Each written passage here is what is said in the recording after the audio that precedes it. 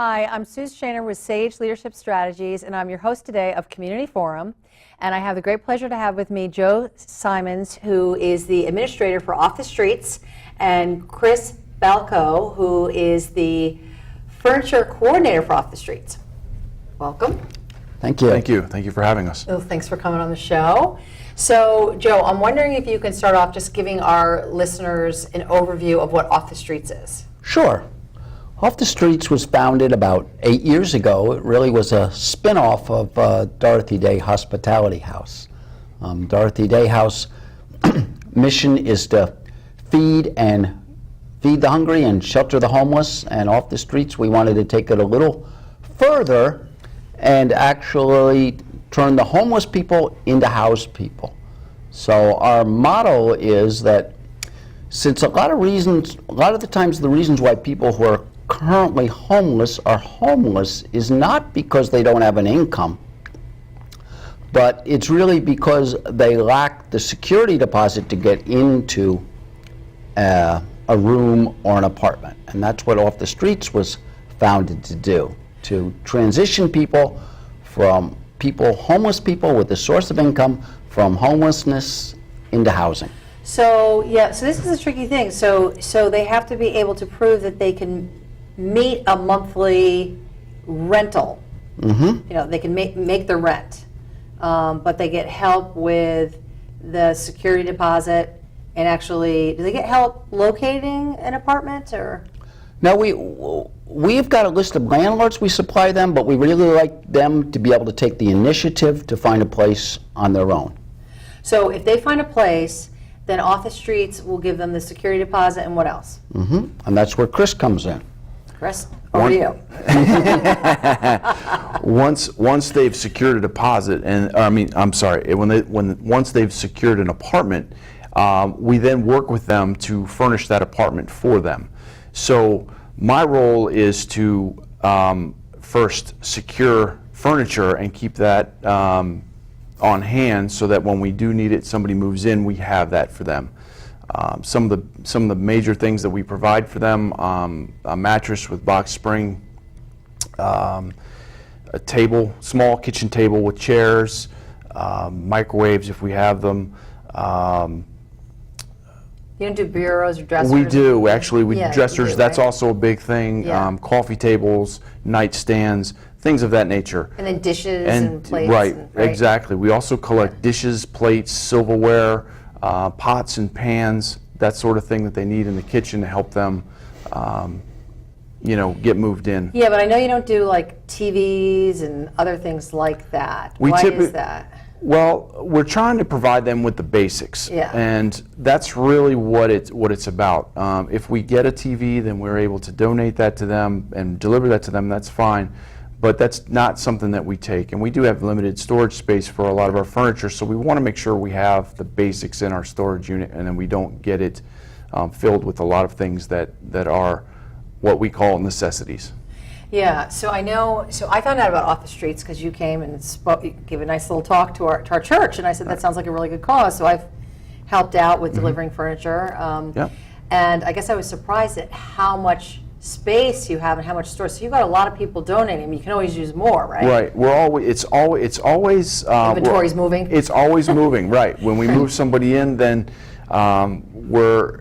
obviously we're depleting our resources, but every month, the first Saturday of every month, we do a collection. We're usually at the Bethel United Methodist Church on Saturday morning, that first Saturday of the month from Yep.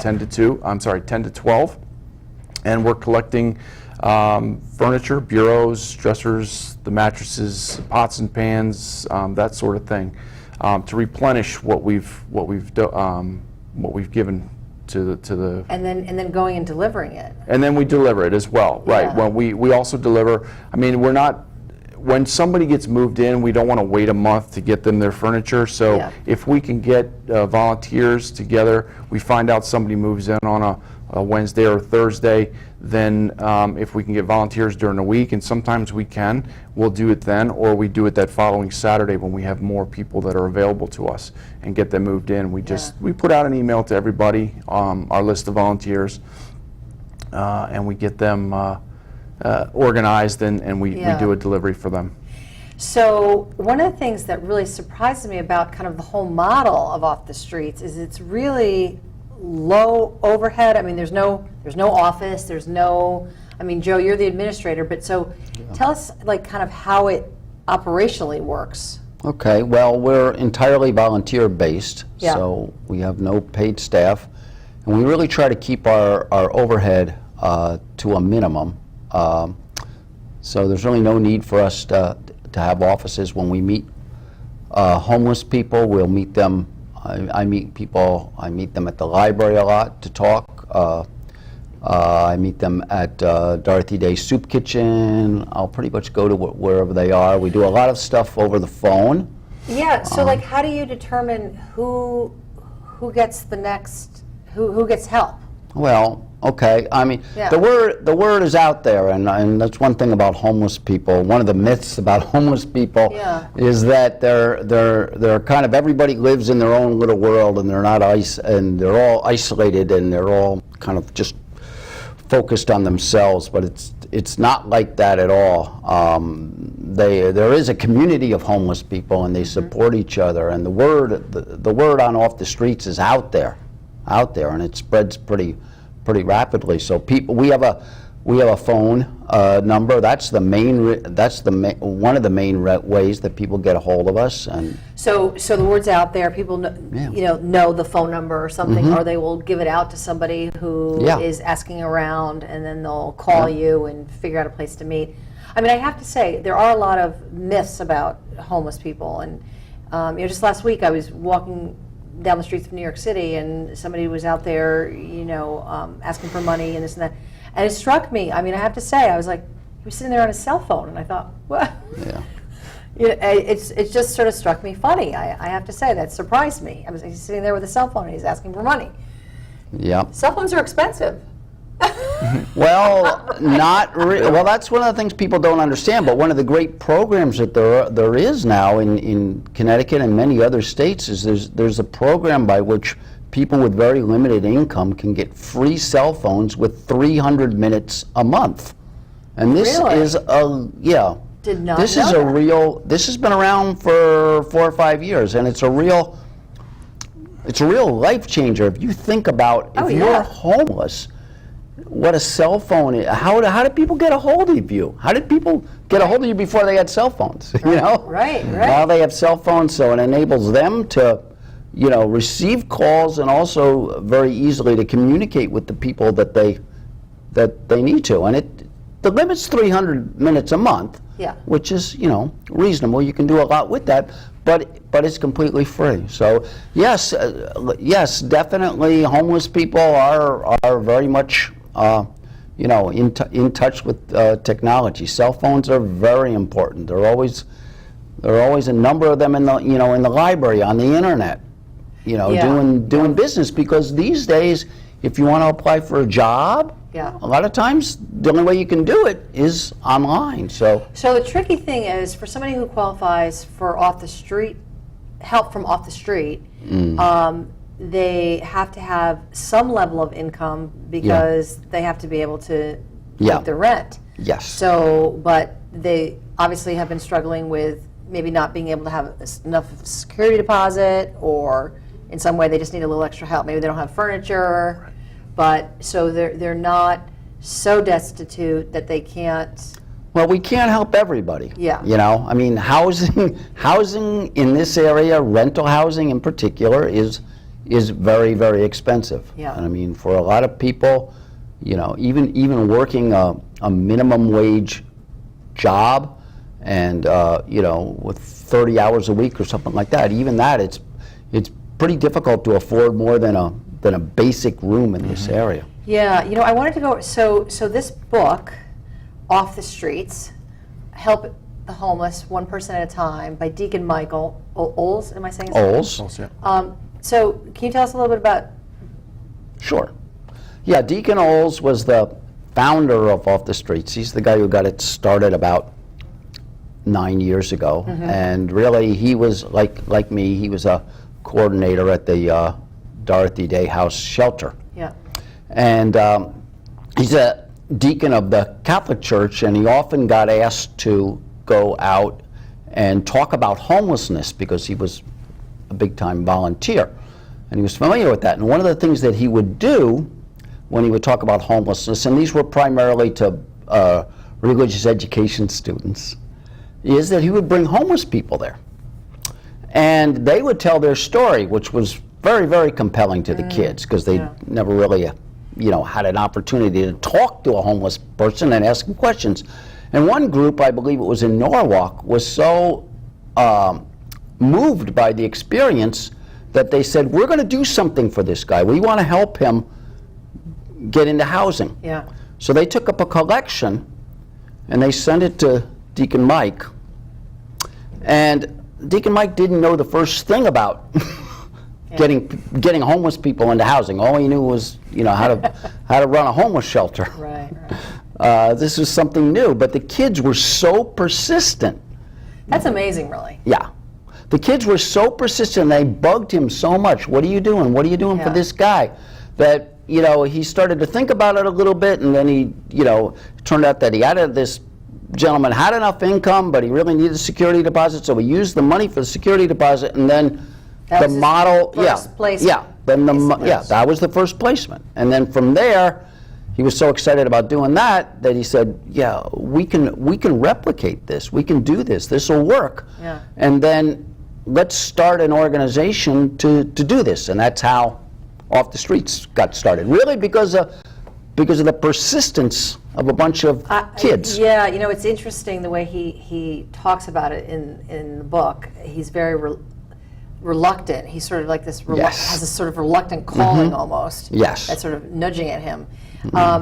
The other thing that he lays out here, which is, I just want to share with our audience for a little bit, because, to be honest, the first time I volunteered at a homeless shelter, Rosie's Place in Boston, when I was in college up there, I was in college, and I had that was my first exposure. I had preconceived notions about why people are homeless, as I'm sure a lot of people do.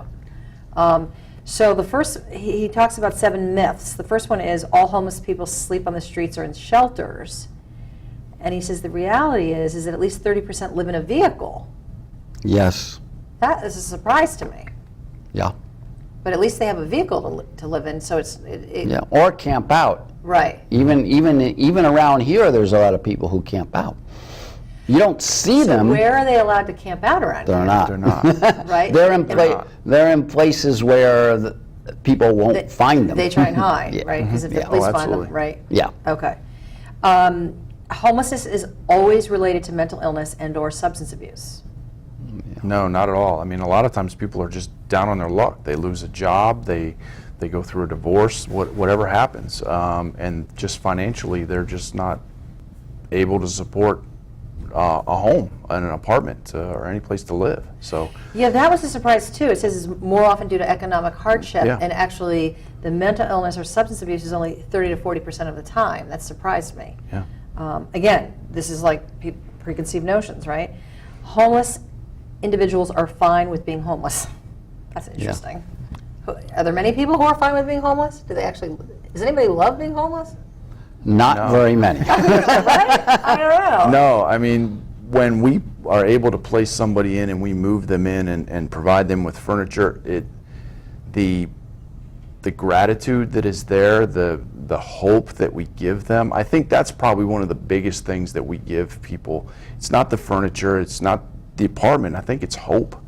Like their lives. Their lives are going to start over, and they're starting here, and it's, maybe they have hit rock bottom, but at this point they're now on the upward trend, and they've got hope in their heart, and I think that's one of the biggest pieces. Well, you know what, I have to say, the first time I came with you to deliver some furniture, I was, first of all, you feel like you're doing something to help people, but the gentleman was just so appreciative.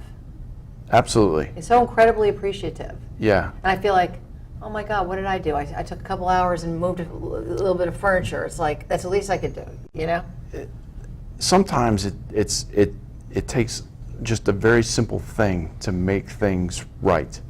You don't have to move mountains to make a difference. And that's what's great about this organization, is that, just getting somebody in, just giving them a bed to sleep in, or some linens, or pots and pans so they can cook in their new apartment. I think that's huge in going towards changing someone's life. We think of it as not a big deal, but for them, for somebody who doesn't have any of that stuff and may not have had it for decades, really. I mean, we've moved people in who've been homeless for 15, 20 years. That's amazing. So with something like that, like what enabled them to get to the point after all that time to, I guess, have the job that they could manage it? Well, a lot of people have tried and failed numerous times, so it's not always, they've been homeless for 10 or 15 years straight. Lots of times there have been brief periods of being housed and then return to homelessness, and it's so gratifying to be able to eventually when people realize that they can manage the process of keeping themselves housed, that's a big deal. One of the really gratifying things that we do when we deliver furniture to people is we give them the opportunity to say thank you and to reflect on what it means to be housed. And we posted a number of those videos on our website, and I think it's really important. I give people the option: do you want to do this or not? And 9 times out of 10, they say they want to, and you can really tell that it's a valuable thing for them just to be able to express what this means to them. So they're videotaped saying what it's like for them. Yeah. So there are a couple of testimonials here in the book. Those are the same ones that are from the videos. Yeah. Okay, so like this one gentleman saying, "I'm a single father raising a son, and the resources out here are not so great. An agency like Off the Streets is something I needed, and I greatly, greatly appreciate it. Everybody, thank you so much. Me and my son appreciate this, and I just want to thank everybody." Yeah. So like that's an example of one, and so all the other ones in the book are on the website. Yes, all those are. I mean, that's really helpful for also people like in our audience maybe who want to help and kind of see names and faces, maybe not names but faces, that these are real people. Yeah, and the other thing that we do when we as you know, when we deliver furniture is not only do we deliver the furniture, but we always try and sit down with the person and talk to them for a little bit, person to person, and that connection is very important to them. That here we are, we're spending some time to take an interest in them, in their story, because everybody's got a story, and some of them are really compelling, and just where they are with their life and how for them to articulate to us, what does it mean to be housed, and housing is just so important. So important. Because they've done a lot of research in homelessness lately. I mean, the traditional model of homelessness was when people were homeless, if they were dealing with other things like substance abuse or mental illness or things like that, you got cleaned up first and then you got housed. Now it turns out it's the opposite. The approach is called housing first. So the idea is that no matter what's going on in your life, if you're homeless, if you move into permanent housing, and assuming you still have got, the support that you need in terms of caseworkers and things like that, that's going to help you become stable, much better. Yeah, that makes sense. That totally makes sense. And that's really the model that we use too. It's really I mean, that's really also speaking to some of the other myths here. Yeah. All they want is money and food, and it says no. They want just help getting off the street and back on their feet, which is what you're saying. And humans are the only homeless who need help. No, it says from 5 to 24% of homeless people have pets. So a lot of people bring their pets with them. Well, think about it. I mean, if you're if you lost your home and you're camping out or whatever, or living in your car, it's easy to develop a close relationship with a pet. you know, and it's really hard sometimes to, you know, as you're talking with people, you know, to try to make them understand that, you know, if you can somehow manage to live without the pet, your housing options will be a lot better. Right. But people are attached to their pets. It's like Yeah. family. Oh, absolutely. Yes. It's like asking someone to get rid of their sibling or child. Yeah. Yeah. There's an emotional attachment there. Yeah. So I'm going to ask both of you. So Chris, maybe start with you. Mm-hmm. So how did you find out about Off the Streets, and why do you do it? What do you get out of it? I found out about Off the Streets because I'm a member at St. Mary's Church in Bethel, and that's where Deacon Oles was and started this ministry. I think from a very young age, I grew up in Maryland outside of D.C., and there was an advocate that I saw on TV for the homeless when I was young, maybe 10 years old. Mm-hmm. And there's something in there that just made me feel like that was something eventually that I would want to do. Later, as I got out of college and lived and worked in Virginia, there was an organization that actually did something similar to what we do, and I did deliver furniture for them. And then when I came here to Bethel, it was just something that I wanted, and I noticed this in the bulletin, and that's when I volunteered. I think that, you know, when you have a lot, you should give what you can, or you should give a lot. Mm-hmm.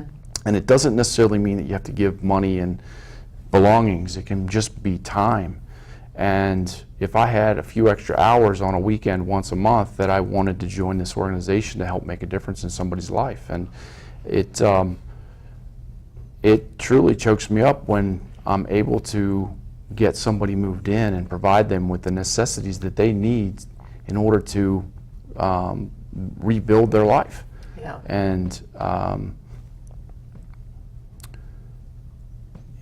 I come back to an old quote. It's by Robert Ingersoll. It's his creed is this: that happiness is the only good, and the time to be happy is now, and the place to be happy is here, and the way to be happy is to help make others so. And I think this is one way that I try to help make other people happy, and I think that's ultimately the goal in life, whoever you are, whatever you do. Yeah, that's a beautiful quote. So thanks. And you definitely have your share of heavy lifting furniture. I've seen you in the hot summer lifting some pretty heavy furniture. Well, I have a lot of help. We get a lot of help from a lot of volunteers, so many hands make light work. So. Thank you. And Joe, what about you? Well, like Deacon Oles, I'm a long-term volunteer at Dorothy Day House, particularly the shelter.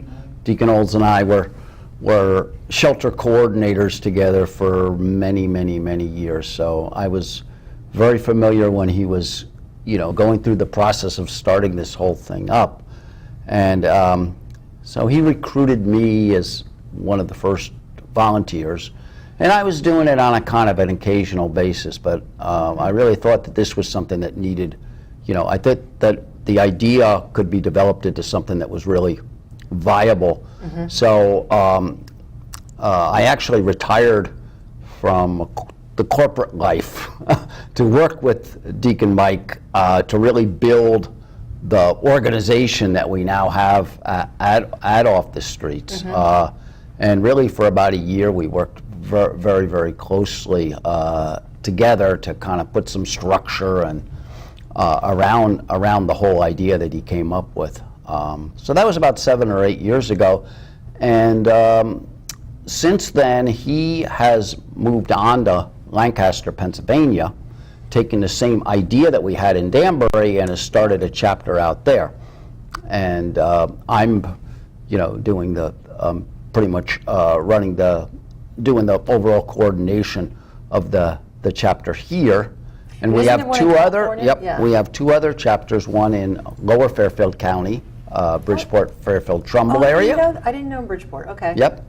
And then we have one out in California in Orange County and Riverside County, serving Orange County and Riverside County in Huntington Beach. So we have 4 chapters, but we really think that the model that we have is that, you know, we can work with a group of volunteers can work with homeless people with a source of income to get them into permanent housing. That idea can be applied anywhere in the country. So you've got the 4 chapters. Are they all coordinated? Are they under one, like, sort of We have a nonprofit? we have a group exemption, a tax exemption from the IRS For all of them Yep, together? for everybody. So, and Okay. we've got, charter and everything like that. We have all the the legal stuff set up. So let's just talk about Danbury for a minute. So how, in the 7 or 8 years that it's been in operations, Yep. about how many people have you gotten off the streets? So we placed over 500 people into permanent housing. Really? And how many of those 500 are still in their housing? We check after a year, and we found that 85% are still in housing. Really? So that's pretty high, like, Yes. I'll say retention rate, Yes, right? So- considering that every single one of them has failed at least once in maintaining housing. prior to this? Yes, that's why they're homeless. So, that makes sense. Yeah. So what do you attribute to that high retention rate? Well, one of the things, 2 things. Number one is that we will only support people moving into apartments and rooms that they can afford. Unfortunately, it's really sad when you're dealing with and the rule of thumb is that you should not be spending more than half of your income on housing, which that's a lot of money. Yeah. And it's really sad to be talking to someone who's desperate to get out of a shelter, and yet they just don't have enough income, and they're willing to pay almost everything that they make to in rent, and you just can't do that. It sounds like you're able to get that high rate because you kind of Yeah. do some checks and make sure that they're not Yeah, going the in first too high. thing, 2 reasons. The first is that they need to be able to afford the place that they're moving into, Yeah. so they won't be financially strapped. The second is that we work very closely to make sure that the people that need other assistance in terms of from other social service agencies are linked into those. As a matter of fact, we get referrals from other social service agencies that are already working with people. That's great. Yeah. The time has gone by so quickly. We might have to have you guys on again sometime. So if somebody was interested in volunteering, how might they contact you? Well, we have a website. Okay, it's kind of long, but it's offthestreetsnow.com Okay. /Danbury, Okay. Or you- offthestreetsnow.com/Danbury. or just Google Off the Streets Danbury. Okay. All right. Thank you guys for coming on the show. Thank you for having us. Thank you. Absolutely. I'm Susan Shaner with Community Forum. Until next time, thank you for joining me.